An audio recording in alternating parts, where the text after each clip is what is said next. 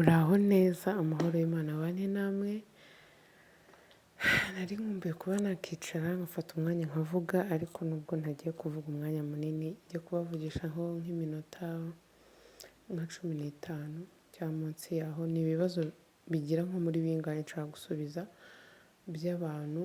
Hariho abantu navuga ngo bigiza nkana, nk'umuntu akavuga ku bintu kandi azi ukuri kwabyo nyine tu, ariko ukumva nimba bari ishyari, nimba bari iki, ntabwo mbizi. Ariko nshimire n'abantu mubona posti zanjye mugashyiraho ibibazo n'ibiki byose. Mperutse gupostinga kuri Instagram yanjye ndi kuvuga kuri product yo muri Sunloot igabanya ibiro ya slimming, nababwiye igabanya ibiro muri rusange, ariko ntarajya na kure. Bazanye ino slimming nshyashya, ni syrup ifasha yo kugabanya ibinure byo ku nda. Icyiza cyayo yo ntabwo igombera guteka. Ufata ibiyiko 3, urabanza ugacugusa gutya, warangiza ugafata ibiyiko 3 ukabirya, warangiza ugahita unywa ikirahure cy'amazi mu gitondo na nimugoroba, ubundi ukikomereza ubuzima. Rero kambe nyishyize aha ngaha, ndaza kuvuga ibyayo nyuma kuko nanjye ngiye kuyitangira. Ibiro byo namaze kugera ku byo nshaka, ariko mu nda rwose ntababeshye ntabwo haragenda nk'uko mbyifuza. Rero hari umuntu wanditse napostinze iriya slimming. Ikindi nibagiwe no kubabwira, bafite promotion, kandi iyi syrup mberetse bari kuyigurisha 12,000. Na ya yindi nayo naraberetse igabanya hose, nayo iri kuri promotion y'12,000. ubwo uyishaka wagenda ukigurira. Hari umuntu wanditse ngo nindike ngo kuyobya abantu, ngo nanjye ngomora muri siporo, ngo ubyukira muri siporo. Nshuti yanjye, ntabwo mbyukira muri siporo. Mfite ibindi bintu mbyukiramo nkabikora, nabirangiza nkajya gukora siporo.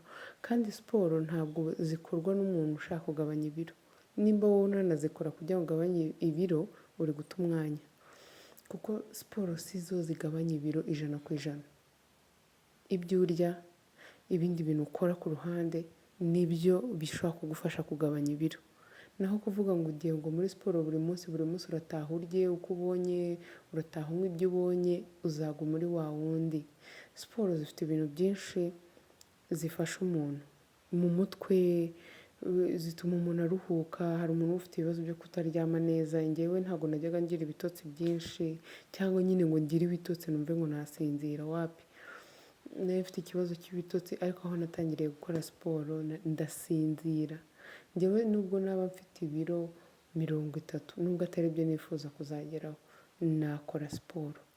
Muri gym habamo abantu ndusha kuba munini, barahari. Hari nk'abantu mbona nkabona bafite nk'ibiro nka 50, ariko araza muri siporo buri munsi. Rero njyewe kujya muri siporo, wowe wanditse izo comment,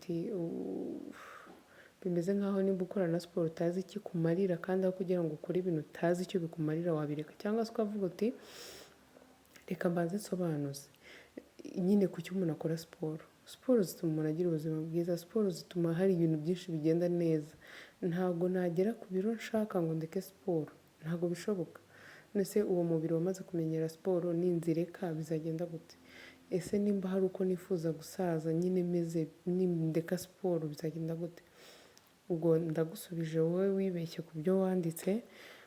Ntabwo umuntu akora siporo kugira ngo ananuke gusa, oya. Siporo zikubiyemo ibintu byinshi byinshi cyane. Ni byiza ko wakora siporo uzi n'ibyazo. Njyewe siporo niyo byagenda gute, ntabwo ngomba kuzihagarika. Imana izanize ubushobozi, ko murabizi muri gym nta muntu ujyayo ngo aseke ngo yinjiremo, ntawe usekera umukoca ngo amufashe, byose ni ukwishyura. Ikindi, hari abantu munyandikira mumbaza iriya slimming, mba nashyizeho nimero zo muri Sunloot. Nubwo namamariza Sunloot, nubwo mvuga ibyiza byabo, ariko ntabwo mu by'ukuri ngendana nabo umunsi ku wundi. Ngira gahunda zanjye, nabo nyine bagakora akazi kabo nk'ibisanzwe.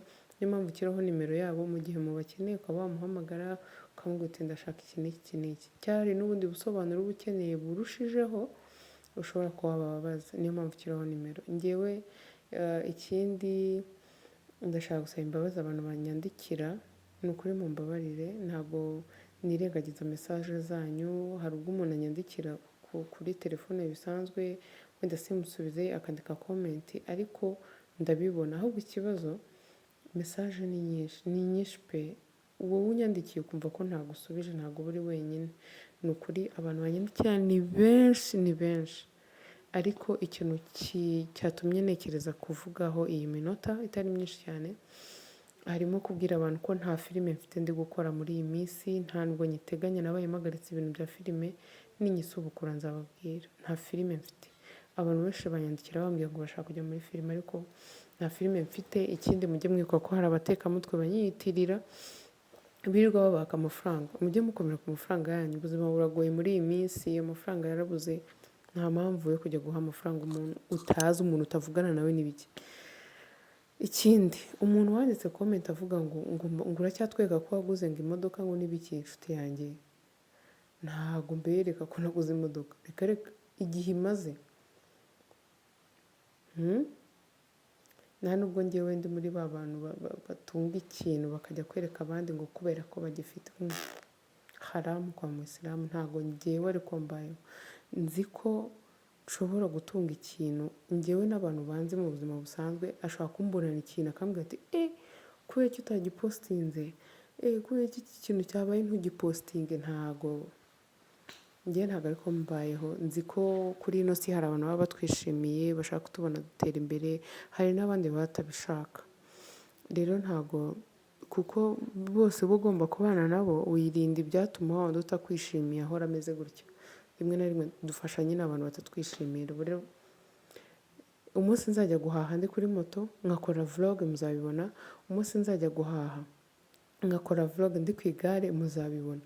Rero mu gihe ntarabikora nkaba mbikora ngenda mu modoka cyangwa gahunda zanjye nimba nzikora ngenda mu modoka, alhamdulillah ko mbasha kuyigendamo, ntibikabe ikibazo, ntukanumve ko ndi kukwereka ko nibwo buzima ndimo nshuti yanjye, ntago nzajya kukwereka ubuzima ntarimo kugira ngo nkunde nkwereke ko ibintu bimeze nabi. None se ubu ngubu urashaka ngende wenda urugero nsiga imodoka iparitse mve hano mu rugo Norvège njye Kimironko neze moto nkore vlog kugira ngo umutima wawe nkuhereze amahoro? Wapi, ntabwo ari ukuvuga ngo uracyatwereka se ko ntabwo ariko bimeze. Niba ari nako wabifashe ubisibe mu mutwe wawe cyangwa se ubigumane gutyo, njye nta nicyo bintwaye, ariko ntabwo ndi muri ba bantu nyine bameze berekana niki cyabaye bimeze gutya na gutya, hoya ntabwo ariko meze. Kandi n'umuntu ubifite unkurikira unkunda ni ukuri uzabireke, kubera ko hari igihe umuntu abona ikintu cyawe kandi akanwa kararema, uzahora uvuga ibintu bibi kuri wowe amaherezo urabibona, niyo uvuga ibintu byiza kuri wowe amaherezo urabibona. So rero ikindi kandi nimba hari icyiza wifuza kugeraho ukakibonana n'undi muntu cyangwa ukaba ushaka ikirushijeho, jya ubanza wishimire ko n'undi muntu agifite wowe utagifite, byibura nugira uwo mutima n'Imana nayo izaguha, byibura uzibuka kwishimira.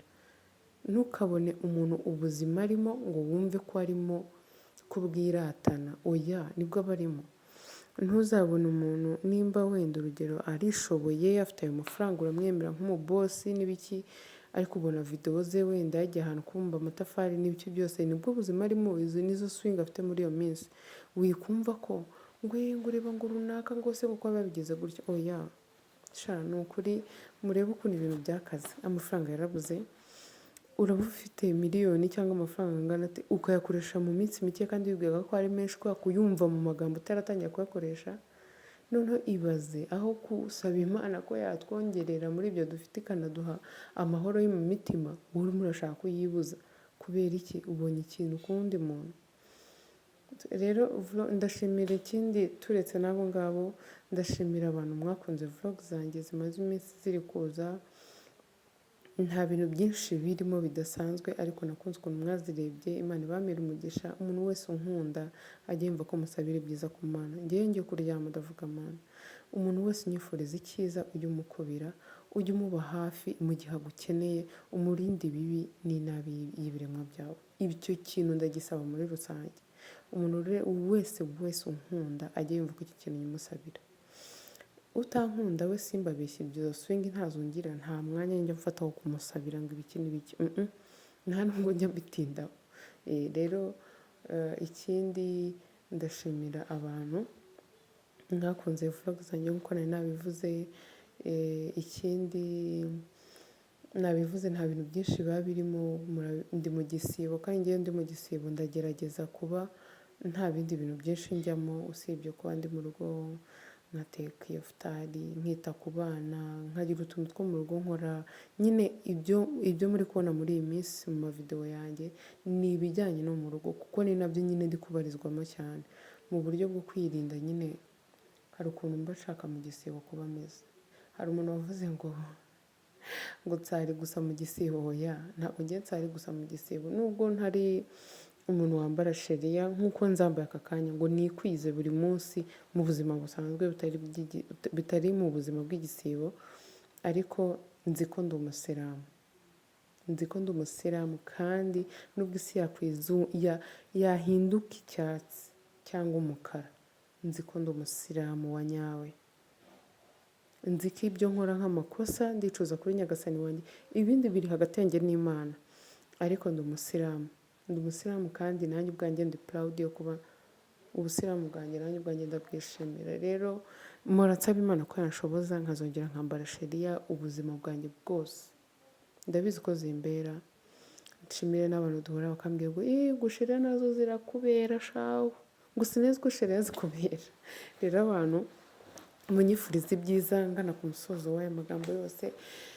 Imana ibamere umugisha, ibaho abantu babakunda, ibaho inshuti nziza zitari inshuti z'indyarya, zitari nyine, ibaho abantu babumva, babatera kuraje, abantu beza mu buzima bwanyu, apana abantu bo kubatera agahinda, abantu batuma mwumva ko muri ba bantu basubiye inyuma, muri ba bantu bahora mu bihombo gusa.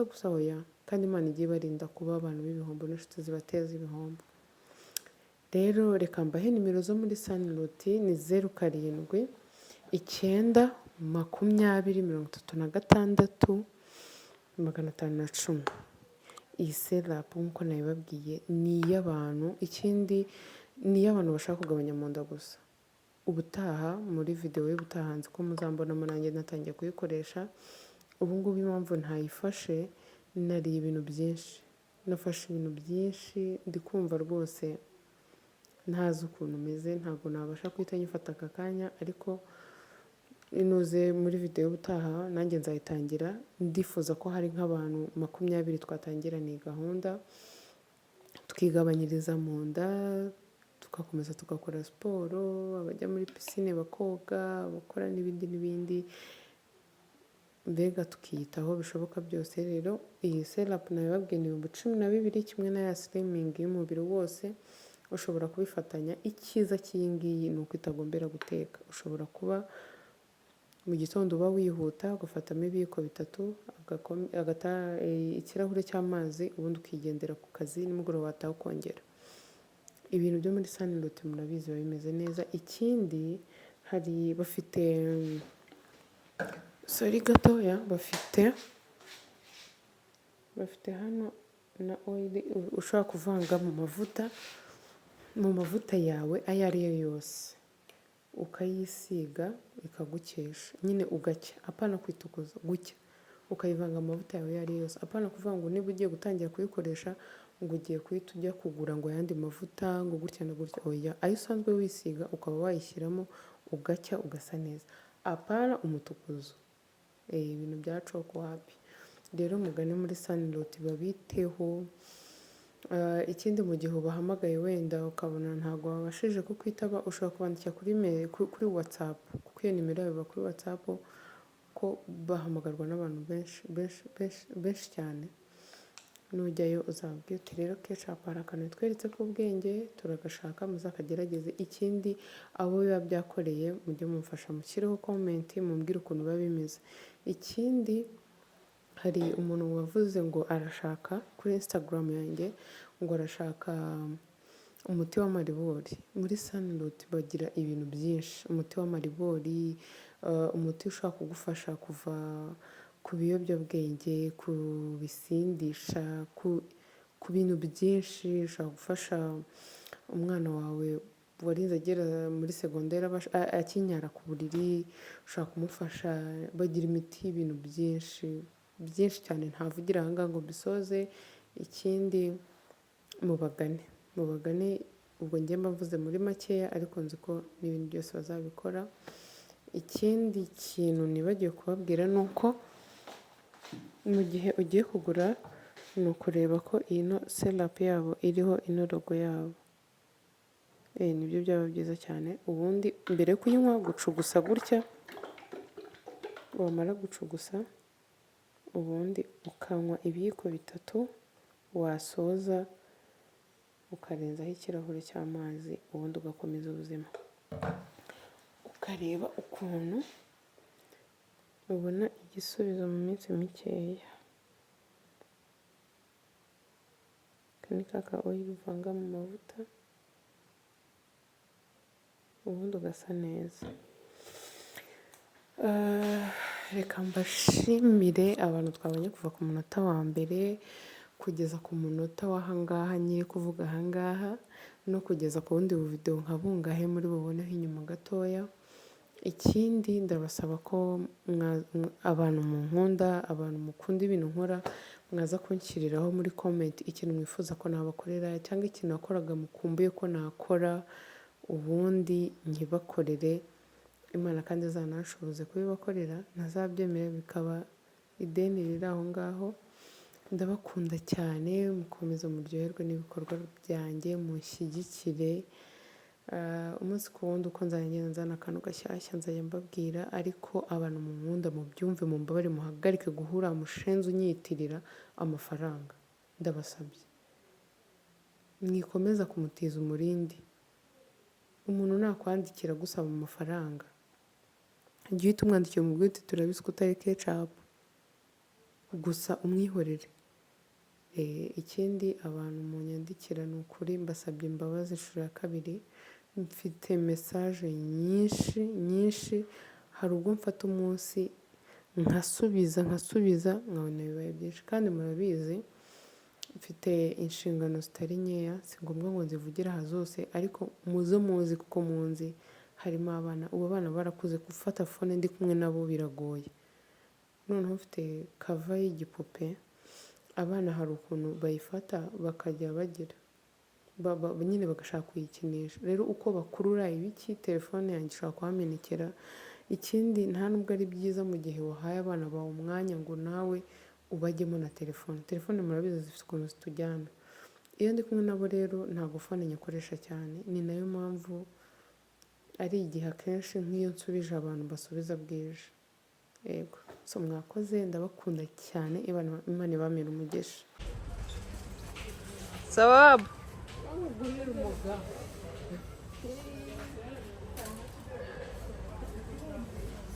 Aha twari turi muri Tedemi turi gushaka udukoresho tumwe na tumwe.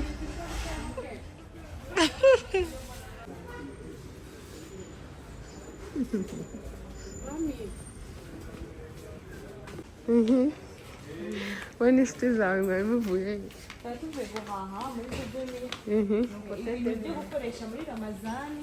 Yego pe. Ramazani tuba dukeneye utuntu twinshi dutandukanye, abayisilamu nyine. Sawa dutandukanye. Murabyumva nawe. Sawa dutandukanye.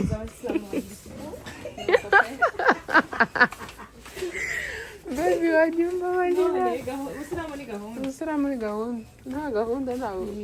Ntabwo ni kabi. cyane. Ryari. Akahe. Kuri akahe mame. Turaca hehe wowe mama Tedemi? Agatoya nangahe? Ntabyo mbuzi n'ubundi abikubita hasi. Uzi ukuntu rya cupa ryabaye. Twigendere. Twagiye. Nari kumugurira irya make. Sorry. Abashoferi baraguye. Tedemi turi imbere. Gafite n'umugabane. Turaca hehe mama Tedemi? Simbe. Oh merci. Okay. Merci. Then udukuvureri biyorosa muri salo. Sa baby ni umugeni niyo mpamvu mubona turi muri ibi bikorwa Usabira kugura amajerekani kuko hari igihe imvura anane amazi abura kugura bine magana atanu kuri promotion 300. turi kugura ibirongoranwa Mami mami iwabo reka tuze tuhavuge mu kanya kwa Musakarato kuri 40.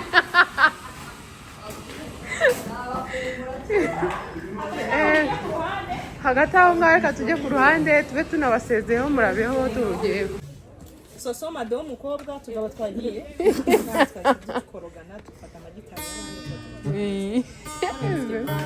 Baby wagiraga YouTube ibigende gucuranga ndanabizi. Baby mfatira ncuranga kuri bande hano twari tugeze mu magitari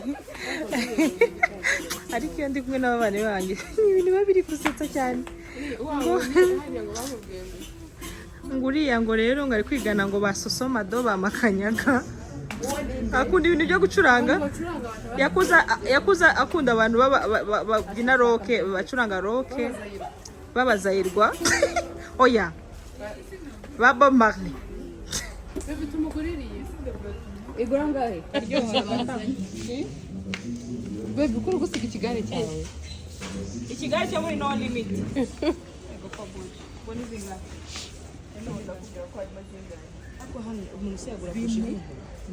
hano subu kariya turekara kapingi tugahomo umva hano harimo ba liberata benshi Baby wamubonye liberata wamubonye liberata Akose bavuze ibintu bihumura kana abagore b'abasenegari ko bihumura n'ibyabimuze.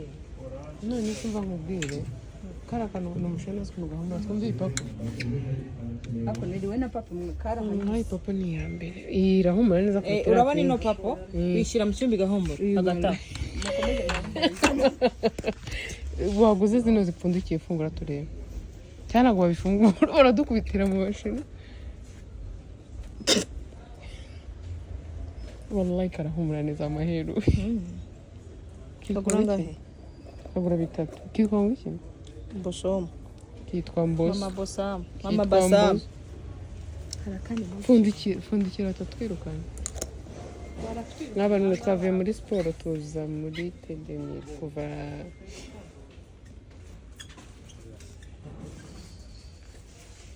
Baby gura fimbo ibi ni ibi twese buje koko irahumura mu inzu yose ari igihe idahumuriza yose ni iya fake pe twegendere cyagiye twagiye mu Misiri twari dufite buje nziza misizi Misiri yasigaye ariko yego komana wa mukobwa mubara nta kintu cyo gura kuza mami turebe nangahe oya dusubire ugikuye he bibiri ubwo ngewe ni 6 n'abantu Oya hari utuntu twinshi. Sibyo? Hari n'utungutu. Ngiye mfite utungutu. ibara nangaye ibara ni 5,500 none Shaki se ya makenya hano. umva nkubwire twese si tuvuga Iyi twose turavuga. ngewe bari tuno koga nitwa sawa ukabishyiramo amazi akumana ngewe tu nitwa sawa kubera ko ibi ntaguzi bibakwiriye bajya babirwanya mwashwana. Gura utungutu rero. sinaye muhamu gift yego ni cyiza yego cyane. ikibaro ni cyiza so wenda twara kamwe Ubahe buri wese kamwe kamwe. kamwe. Ubwo ni twinshi. oya Tubiri. ni tune ese tune Ni dutanu. dutanu ni bane kamwe ndakabika Kamwe kabika. okay muzaze mugurira abana udukinisha abana bamena ibikinisho ni nziza so barayipfunyika oya ntabwo wayipfunyika iyo ngiyo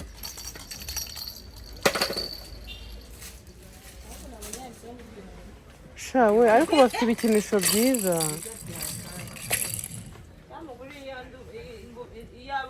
cyamugurira utungutu bubaka tw'inyundo n'ibiki ubundi abashyitsi bajya baza barasa amazi shawe bafite utuntu hagati aho tuba twishimiye iyo turi kumwe turi guhaha turi kwishima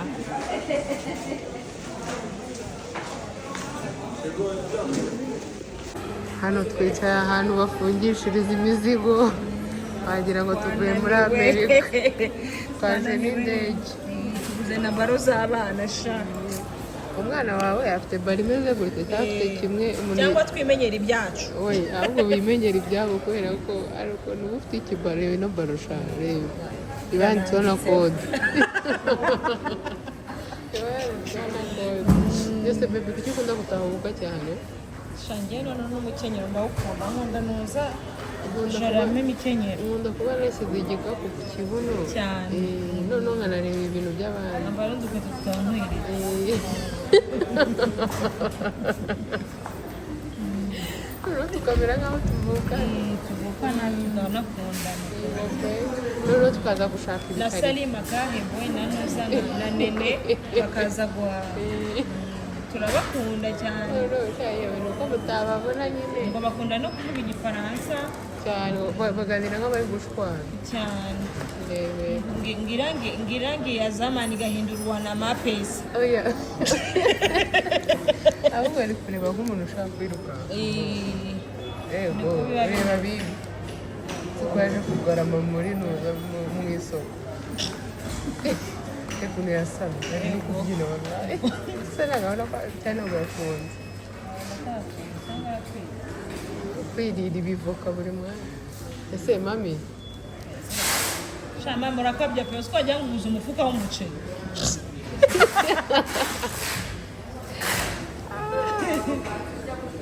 ibintu biba bikaze izina ry'Imana wajyaga imodoka iri hano hasi siri muri shike duhahishije amafaranga atageze mu 1,000 turi batatu none dufite akavuyo mu isoko ry'abandi wajya ngo tuguze n'imodoka gusa yuzuye turasa njye nawe wajya ngo turima twiriwe ubu ngeze mu rugo ndetse na mami turi mu gihe nabwiye abana mwe muretse sibyo nabwiye abana ko mfite akantu keza nshaka kubaha numva banze gutuza akantu keza akantu keza akeza ndaje ngo akantu keza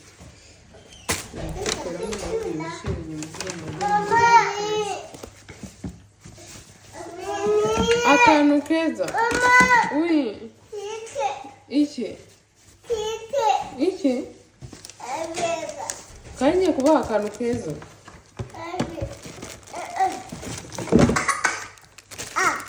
ngiye kubaha akantu keza bireka papa iki gikapu rwose ngiye kubaha akantu keza gifasha tw'abana kugaburira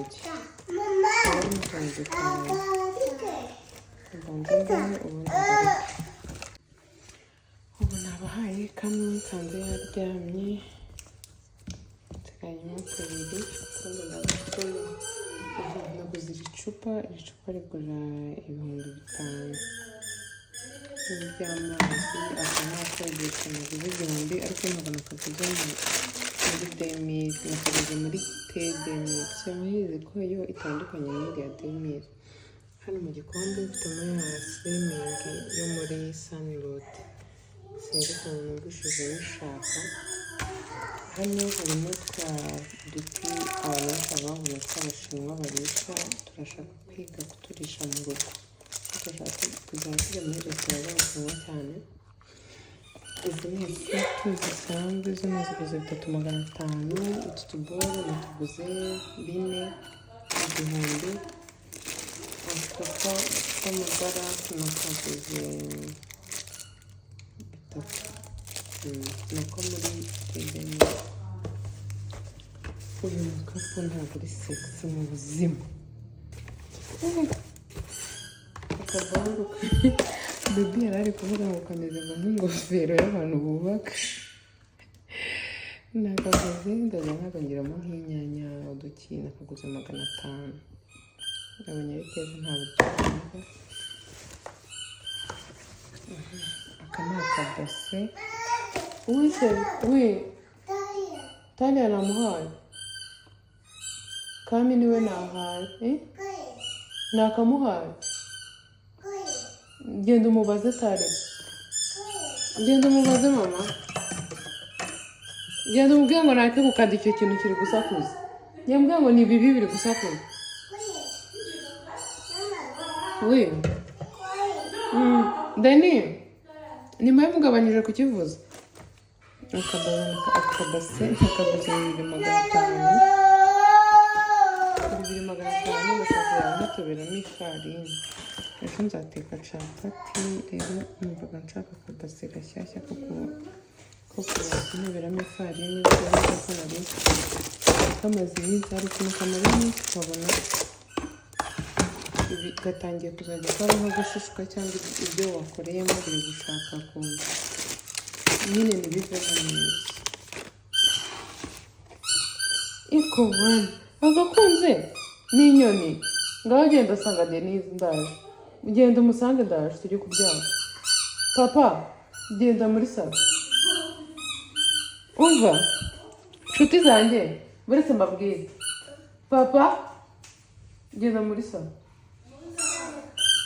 mugenda muri salo sibyo. Genda urishe Denise inyuma. Genda umubwire ngo inyoni mufate. Hano hari utuntu nakuze nakunze Imana. Natuguze 2 muri kumutungana. Ni dutoya. Natuguriye kwa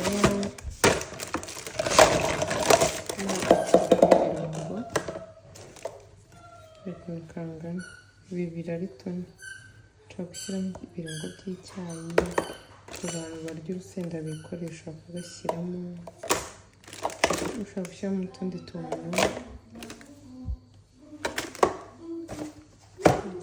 Ibirungo byo nakuze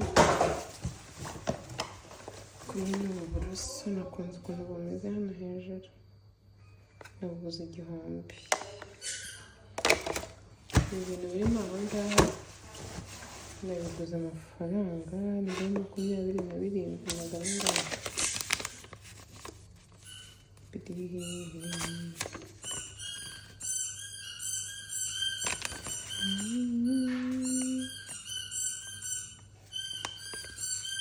sorry nabiguze 1,000 uziko bagiye kubereka kanzembere ibindi bintu naguze mbonye amafaranga abaye menshi. Izi Supra nazo naguze imwe ibigura amafaranga 3 urebe n'ubundi nizo nakoreshaga. Mfite izishaje kuri zo nari nzimaranye umwaka n'amezi 3 kandi uterekaho n'ikintu kigize gishyushye cyane ntibigire icyo biba. Rero naguze iryo bara nari buze kumenya ngo niyihingura n'iyi papa. Izi Supra ni nziza bitewe n'imeza mwe mufite iwanyu uko ingana ushobora kugura imwe naguze 3 ngura Supra 8. Ndumva ni ibyo ngibyo dusubire.